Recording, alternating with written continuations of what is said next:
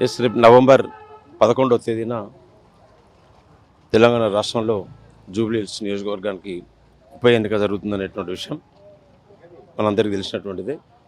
ప్రధానమైనటువంటి పోటీ BRS party Congress party మధ్యనే జరుగుతుందనేటువంటిది మేము ఇప్పటివరకు తిరుగుతున్నటువంటి ప్రచార శ్రేణి ప్రజల నుంచి మాకు వ్యక్తమవుతున్నటువంటి అభిప్రాయం పట్టుకొచ్చాం.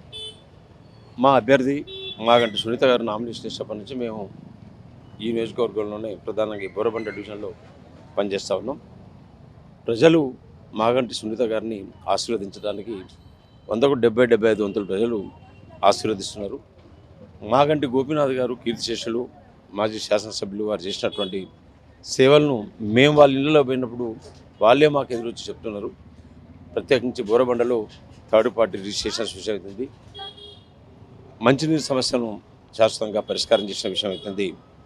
పదే పదే వారు మాకు గుర్తు చేసి మేము తప్పకుండా బీఆర్ఎస్ పార్టీకి అండదండగా ఉన్నాం, మాగంట సునీత గారిని ఆశీర్వదిస్తాం, ఆ గెలుపులో మేము భాగస్వాములు అవుతామని చెప్తున్నారు. ఇక్కడ తిరుగుతున్నటువంటి ప్రజాభిప్రాయం కనుక మేము గమనించినప్పుడు మాకు పోటీ కూడా ఏ పార్టీ మాకు పోటీ కాదు, పోటీ ఇవ్వలేరు అనేటువంటిది మేము నిర్ణయానికి వచ్చినాం. మాగంటి సునీత గారి గెలుపు ఆల్మోస్ట్ అలా ఖాయమైంది. సరే, ఇప్పుడు మేము మెజార్టీ సాధించాలనే ఉద్దేశంతో కొంచెం మా ప్రచారం చేస్తున్నాం. స్థాయిలో రేవంత్ రెడ్డి ప్రచారం చేస్తూ ఉన్నారు, ప్రజల్లో కొద్దిగా మైనస్ అయ్యే అవకాశాలు ఉంటాయి కదా మీకు? ఎస్ 100%. ముఖ్యమంత్రి గారు వారు ఆ కుర్చీకి అర్హుడే కాదు. ఫస్ట్ ఆయనకున్నటువంటి విషయ పరిజ్ఞానం అయితేంది, నాలెడ్జ్ అయితేంది, పాలన అనుభవం అయితేంది, ముఖ్యమంత్రికి అతను సరిపోడు. అతని స్థాయి ఎంపీపీ కన్నా కొద్ది ఎక్కువ, ఎమ్మెల్యే స్థాయి కూడా అటువంటి మాటలు ఎవరు మాట్లాడరు.